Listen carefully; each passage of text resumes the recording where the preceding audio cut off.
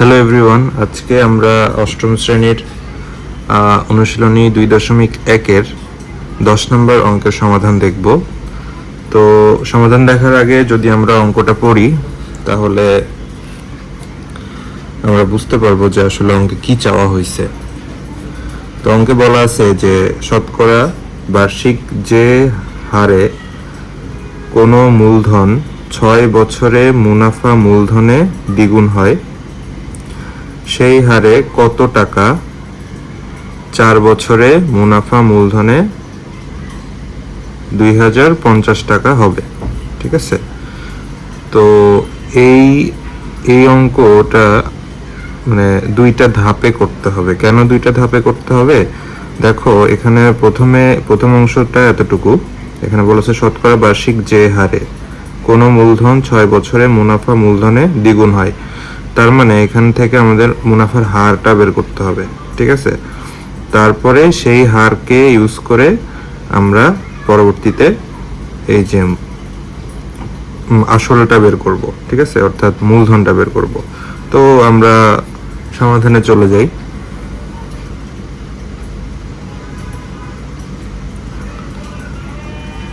সমাধান, তো এখানে দেখো কি বলা আছে, 6 বছরে মুনাফা মূলধনে দ্বিগুণ হবে। তো আমরা তো মূলধনটা জানি না, তো মূলধন যদি আমরা না জানি তাহলে সেটা আমরা ধরে নিব। তাহলে আমরা লিখব যে ধরি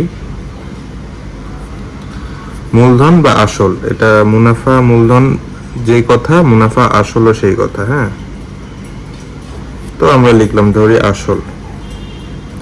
আসল বানানটা সহজ, তাই আসল লিখব। আসল সমান সমান 100 টাকা। ঠিক আছে, আচ্ছা, এখানে বলছে 6 বছরে মুনাফা আসল দ্বিগুণ হয়। তবে মুনাফা 6 বছর পরে মুনাফা প্লাস আসল মিলায়ে দ্বিগুণ হয়। যদি তাহলে আসল যদি 1 টাকা হয় তাহলে মুনাফা আসলে দ্বিগুণ মানে কি 2 টাকা। ঠিক আছে, মানে মুনাফা আসল যেটা তার দ্বিগুণ হচ্ছে মুনাফা আসল। ঠিক আছে, এই জিনিসটা এখানে বলা আছে। তো এটা যদি আমরা লিখি যে তাহলে প্রশ্ন মতে কি 6 বছরে মুনাফা আসল দ্বিগুণ, অর্থাৎ দেখো 6 বছরে মুনাফা আসল 2 গুণ, অর্থাৎ কত টাকা? মুনাফা আসল সমান সমান 200 টাকা, তাই না? কেন 200 টাকা হলো এটা তো বুঝছো, কারণ আসল 100 টাকা, 6 বছরে মুনাফা আসল দ্বিগুণ হয়ে সেটা 200 টাকা হয়ে যায়। ঠিক আছে, দ্বিগুণ, এই যে দ্বিগুণ, 100-কে 2 দিয়ে গুণ করলে 200 টাকা। ঠিক আছে, আচ্ছা, আমরা তাহলে আসল জানলাম, 6 বছর সময় আমরা জানি মুনাফা আসল 200 টাকা। তাহলে আমরা মুনাফা এখান থেকে বের করতে পারবো না? মুনাফা আসল জানি, তাহলে মুনাফা বের করা তো ইজি, তাই না? তাহলে আমরা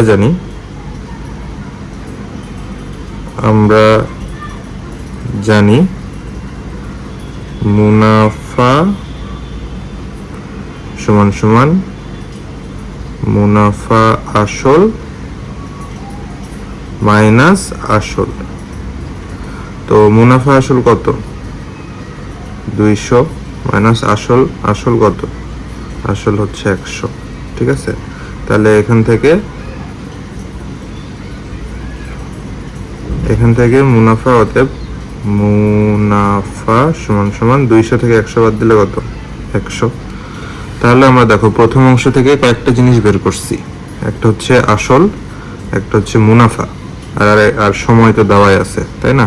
তাহলে আমরা এখান থেকে কি পাইছি? মুনাফা পাইছি আই 100, তাই না? এন এর মান কত? এন এর মান হচ্ছে 6 বছর। ঠিক আছে, আর মুনাফা আসল, আচ্ছা আসল কত? আসল হচ্ছে 100 টাকা। ঠিক আছে, তাহলে আমাদেরকে প্রথম অংশ থেকে কি বের করতে হবে? যে হার শতকরা বার্ষিক যে হার, মানে মুনাফার হার বের করতে হবে। আর আমাদের অজানা আরটা আমাদেরকে বের করতে হবে। দেখো তাহলে তোমরা এটা সূত্রের মাধ্যমে বের করতে পারবা। যেমন আমরা জানি, যদি লিখি যে আমরা জানি I is equals to PNR, তাই না? তাহলে এখান থেকে সহজে আমরা R বের করতে পারি, বা R সমান সমান I divided by P into N, তাই না? তো এটা যদি আমি সমাধান করি, দেখো I এর মান কত? I এর মান হচ্ছে 100 টাকা। P এর মান কত? P ও 100 টাকা। আর N এর মান কত? N এর মান হচ্ছে 6 বছর, তাই না? তো এই 100 যদি কাটা যায় তাহলে 1/6, এটা হচ্ছে আমাদের মুনাফার হার বা আর, ঠিক আছে? এটা হচ্ছে মুনাফার হার। তো এই হারকে ব্যবহার করে আমরা পরের অংশটা সমাধান করব। দেখো খুবই সহজ। আচ্ছা,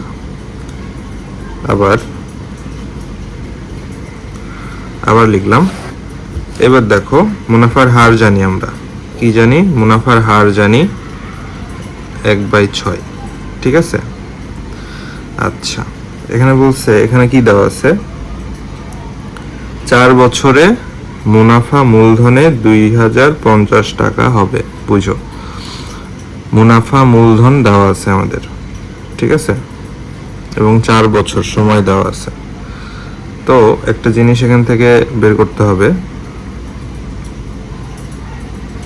সেটা হচ্ছে মুনাফা বের করতে হবে, তাই না?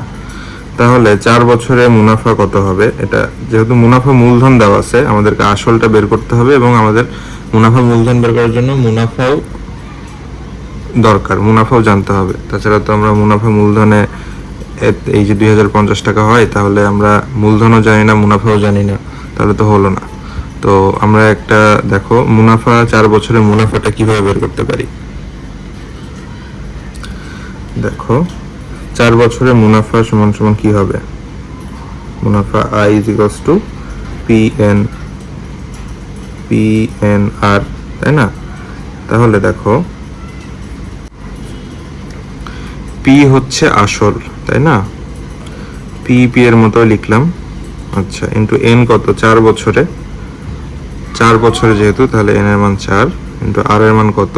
R এর মানে যে পাইছি 1/6, ঠিক আছে? তো দেখো এখান থেকে আমরা আয়ের মানটা বের করতে পারি কিনা। তো এটা যদি আমরা কাটাকাটি করি তাহলে কত হয়? এই 2 দিয়ে যদি কাটি, এখানে 2 হয়, এখানে 3 হয়, ঠিক আছে? আর তাহলে এটা যদি আমরা একবারে লিখে দিই তাহলে কত হয়? এই যে 2 ইন্টু এই যে P, আর 1কে গুণ করলে তো ওইটাই হয়, তার মানে 2P ডিভাইডেড বাই কত? 3, তাই না? তাহলে আমরা মুনাফা আয়টা পেলাম, ঠিক আছে? এবার দেখো আমরা এবার কি জানি? মুনাফাও পেয়ে গেলাম, তাই না? মুনাফা 2P ডিভাইডেড বাই 3, মুনাফা পাইছি। এবং আমরা হচ্ছে N এর মান জানি 4 বছর, এবং মুনাফা আসলও জানি। মুনাফা আসল কত দেওয়া আছে? 2050, তাই না? তাহলে এখান থেকে আমাদেরকে কি হবে? কি বের করতে হবে?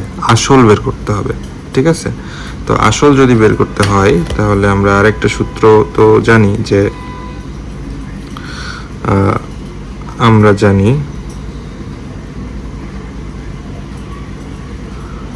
মুনাফা আসল সমান সমান মুনাফা প্লাস আসল, ঠিক আছে? তো আমরা মুনাফা জানি, আসল বের করতে হবে। মুনাফা আসলও জানি, তাই না? তাহলে এখান থেকে আমরা আসল সমান সমান মুনাফা আসল মাইনাস মুনাফা। তো মুনাফা আসল কত? মুনাফা আসল হচ্ছে 2050 মাইনাস মুনাফা কত? মুনাফায় যে পাইছি 2P ডিভাইডেড বাই 3, ঠিক আছে? আসলকে কি দিয়ে আর প্রকাশ করা হয়? P দিয়ে। আসলকে পি দিয়ে প্রকাশ করা হয়। আচ্ছা, তাহলে দেখো, তাহলে পি গুলাকে আমরা একসাথে নিয়ে আসতে পারি, তাই না? এখানে পি গুলাকে যদি একসাথে নিয়ে আসি তাহলে এখানে, আচ্ছা, এখানে আমরা প্লাস 2p ডিভাইডেড বাই 3 সমান সমান এইটা আসে, ঠিক আছে? দেখো, এটা এই পাশে মাইনাস আছে, আমরা যদি সমান চিহ্ন এই পাশে নিয়ে আসি তাহলে কি হবে? প্লাস হয়ে যাবে, প্লাস হয়ে গেছে।